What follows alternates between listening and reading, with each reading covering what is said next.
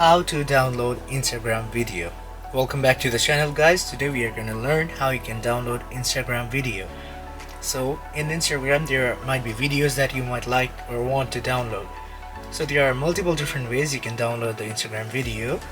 One of the simplest and the easiest way is just go ahead and open the post or the video that you want to download. After you get here, at the bottom right of the screen there you can see an arrow kind of icon that allows you to share. Go ahead and press that icon. After you press it, you land to this page. In this page you can see there are multiple different options like add story, messenger, or etc. In there at the bottom of the screen you can see download. If the creator allows their clip to be downloaded, then this is the best and the most efficient way of downloading the Instagram video, or else you can just try screen recording or any other app that you might feel like. So if you want to go ahead and press the download option, your download will start downloading, and that is one of the easiest and the best way of downloading Instagram video. So that's it for today, guys.